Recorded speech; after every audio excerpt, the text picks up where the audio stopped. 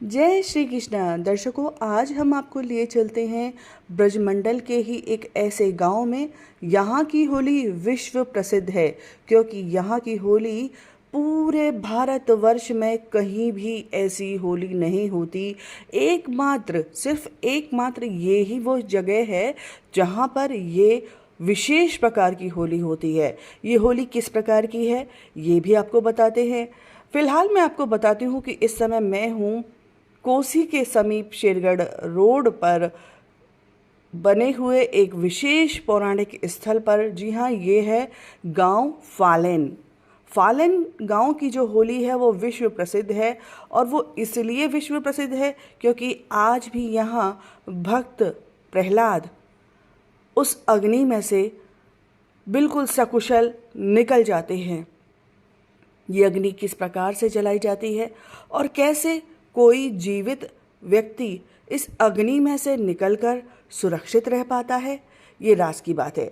ये असल में दरअसल फालेन में जो होली होती है, इसमें से जब रात को जब होली का दहन होता है तब भक्त प्रहलाद के स्वरूप में वहाँ के सेवायत यानी वहाँ के पंडा जी इस धधकती हुई अग्नि में से बाहर निकल जाते हैं।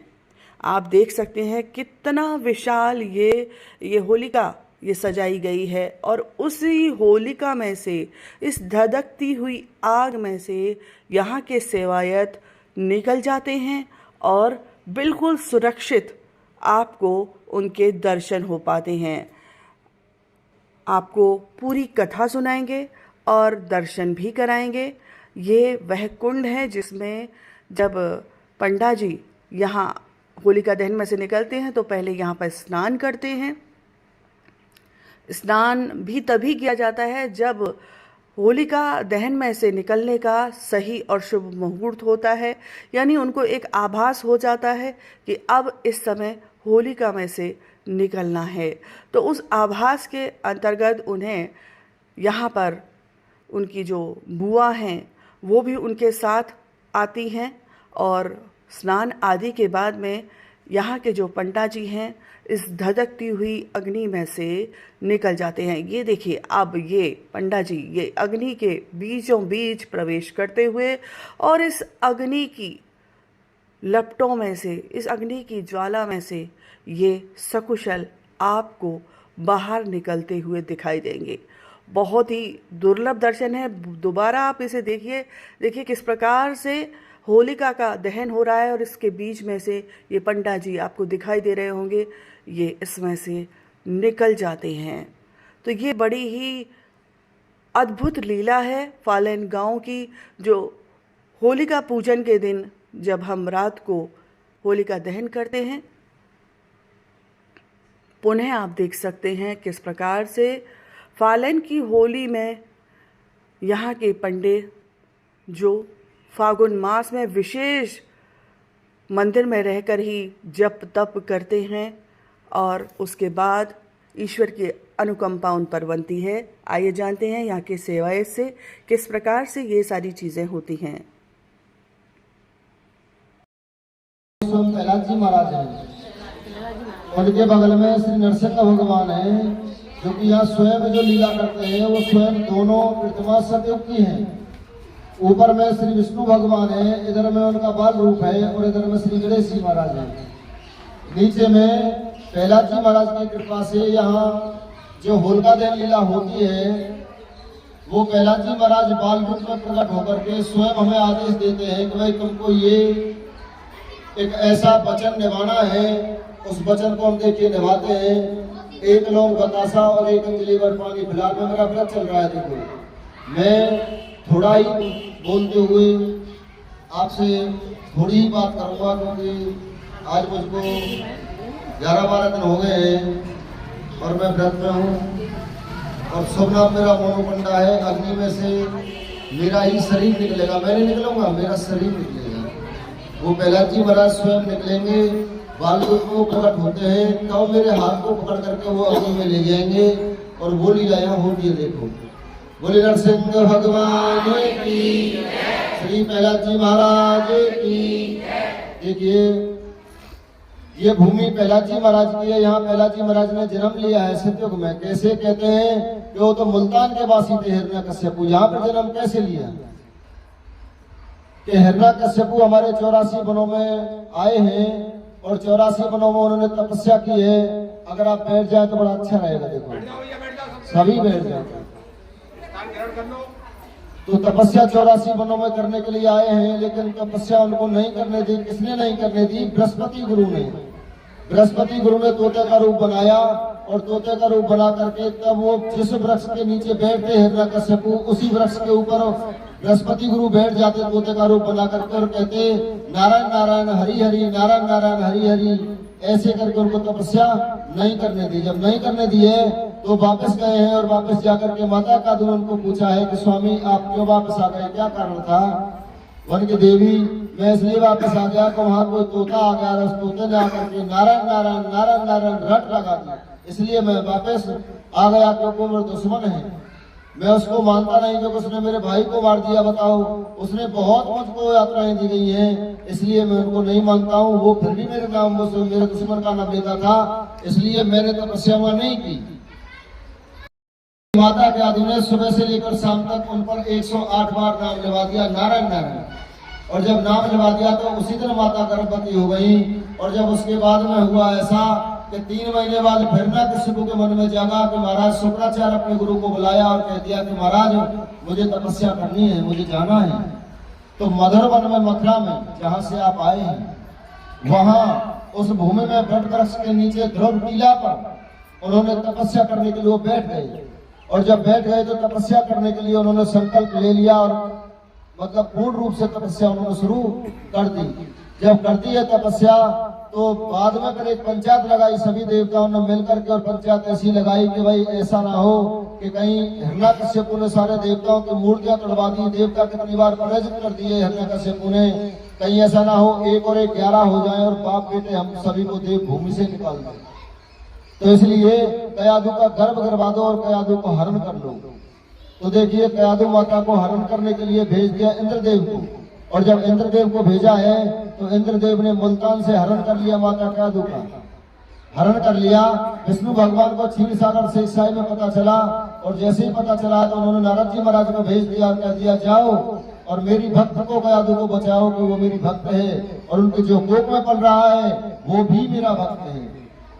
ये देवऋषि नारद और सभी देवता जो सोच रहे हैं वो ऐसा नहीं है। वो स्वयं जो भक्त बनेगा उसके लिए क्या कर पीछे पड़ना, उसका गर्व क्यों कराना। तो देखिए हरि की ऐसी कृपा यहाँ हुई है कि यहाँ ला करके रखा है माता कयादू को नारद जी महाराज ने। और जब नारद जी महाराज ने रखा है तो विष्णु भगवान की देख रेख में रही है माता कयादू। जब रही है तो 6 महीने बाद पहलाजी महाराज की प्रगति हो गई है। बोलिए पहलाजी महाराज की, श्री नरसिंह भगवान की। फिर यहाँ से लेकर के चले गए। जब पहलाजी महाराज यहाँ हो गए तो हिरण्यकश्यपु की तपस्या तुड़वा दी गई और यहाँ पर आ गए और यहाँ से पहलाजी महाराज को और माता कयादू को ले गए। जब पहलाजी महाराज ने फिर वहाँ भक्ति शुरू कर दी और ऐसी कृपा भगवान की हुई कि नारायण नारायण वो जपने लगे स्वयं। ऐसी कृपाएं दी गई कि एक बार कि वो एक घर के यहाँ गए जो उनके प्रजा में एक कुम्हार का घर था, उस कुम्हार के घर चले गए और जैसे ही जाकर के देखा है तो कुमारी बहुत जोर से विलाप कर रही थी और करते करते कह रही थी कि नारायण बचाओ हरि बचाओ, नारायण बचाओ हरि बचाओ। तो ऐसे ऐसे कह रही थी वो। तो उन्होंने जाकर के पूछ लिया कि माँ आप क्यों विलाप कर रही हैं, क्या कारण है, मेरे पिताजी के राज में से आपको कौन सा कष्टान पड़ा है जो कि आप इतनी जोर जोर से रो रही हैं। वन के कुमारों दिक्कत कोई नहीं है, पर लेकिन ऐसा हुआ है कि हमारे घर में कोई बिल्ली आई और वो अपने मुंह में 2 बच्चों को भर करके ले आई और जैसे ला करके उन्होंने ढका है वो छोड़ करके चली गई। आज 3 दिन हो गए कुमारों और मैंने उन बच्चों को कच्चे घड़े में रख दिया और रख करके मैं तो इधर उधर चली गई कुछ काम के लिए। मेरे बच्चों ने आभा लगा दिया यानी अग्नि लगा दी और जब अग्नि लगा दी तो उस मटके को उठा करके उस अग्नि में रख दिया जिसमें वो बच्चे थे। तो मैं बेटा कुमार इसलिए रो रही हूँ कि भगवान उनको बचाए, नारायण उनको बचाए। तो इतनी सामर्थ्य मेरी नहीं कि मेरा बुढ़ापा है कि मैं उस अग्नि में जाकर के उनको हटा लूं और मटकों को अग्नि को मैं शांत कर दूं, मेरा सामर्थ्य नहीं है। लेकिन मैं नारायण से ही कह सकती हूँ और बाकी मुझको कोई भी वो नहीं है। तो देखिए ऐसे पहलाजी महाराज ने कह दिया छोटे से मुख से कि माँ अगर वो बच्चे मर गए ना तो मैं आपको पूरे परिवार को कुल में पिलवा दूंगा, आप याद रखना। तो पहला जी महाराज कह के चले आए हैं। 17-18 दिन तक माता ने ना कुछ खाया ना पिया, एक ही स्थान पर बैठी रही और नारायण नारायण जपती रही। जब नारायण नारायण जपती रही तो ऐसा श्री हरि नारायण ने कहा किया कि मतलब जो कोई जवाब नहीं। उस अग्नि में से, इतनी भीषण अग्नि में सारे मटके पक गए, लेकिन जिस मटके में वो बच्चे थे वो मटका कच्चा की कच्चा रह गया। बोले नरसिंह भगवान की। जैसे मटका कच्चा रह गया तो वहाँ पहला जी महाराज पहुंचे हैं। पहुंच करके देखा है कि माँ क्या हुआ उन बच्चों का। बोले बेटा हरि की इतनी ताकत है कि देख लो इतनी भीषण अग्नि में से वो बच्चे तो क्या, मटका भी कच्चा रह गया। तो जैसे ही मटका कच्चा रहा है तो पहला जी महाराज उसके चरणों में साष्टांग नमस्कार कर दिया और कह दिया कि माँ जिस भक्ति को आपने किया है वही भक्ति मैं करना चाहता हूँ, मुझे भी वही भक्ति करनी है। वन के बेटा अगर तुमको वो भक्ति करनी है तो हरि का नाम लो। तो देखिए हरि का नाम लेने लगे और उसी दिन से हरि का नाम प्रारंभ कर दिया। हिरण्यकश्यप ने बहुत दफे उनको समझाया लेकिन उनकी समझ में नहीं आया। कहते हैं कि पिताजी आप तो सिर्फ पिता हैं लेकिन वो परम पिता है, आपके भी पिता है। मैं उनका नाम लूंगा, मैं आपका नाम नहीं लूंगा।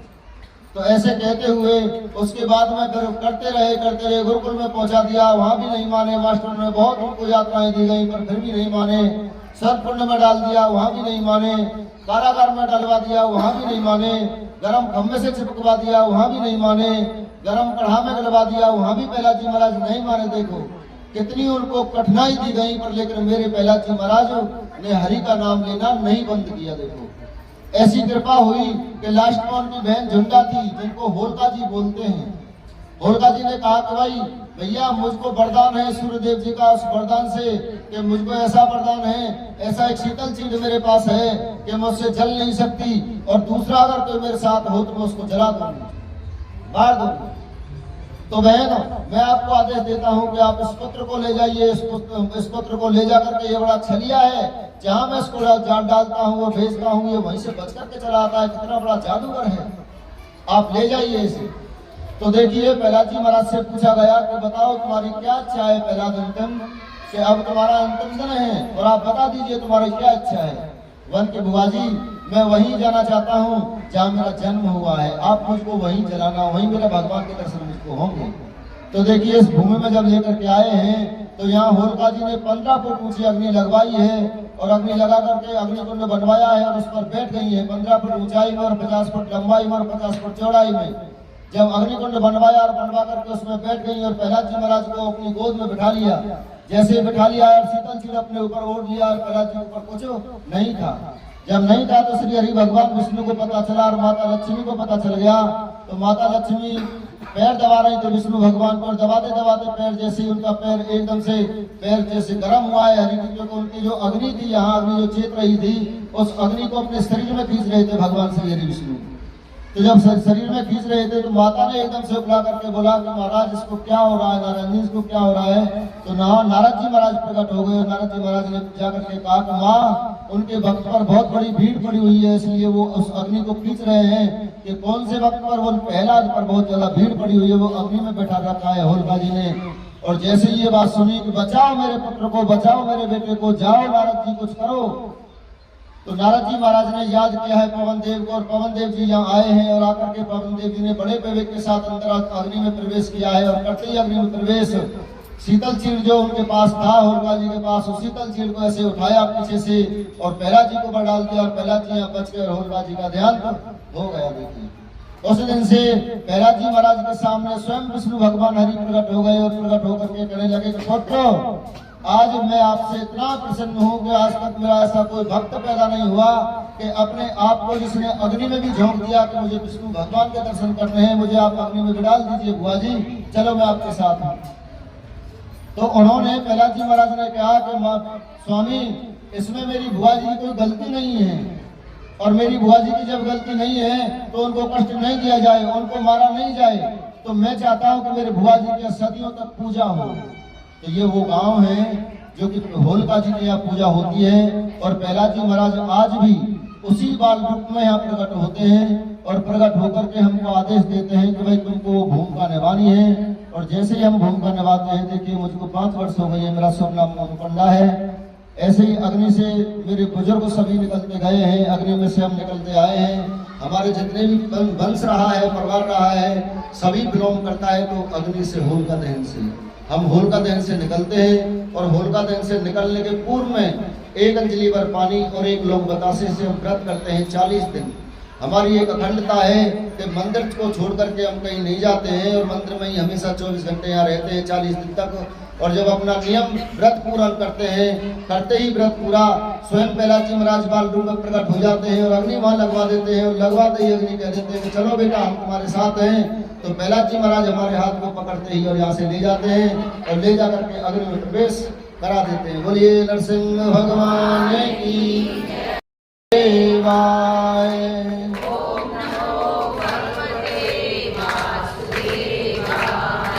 ओम नमो भगवते वासुदेवाय।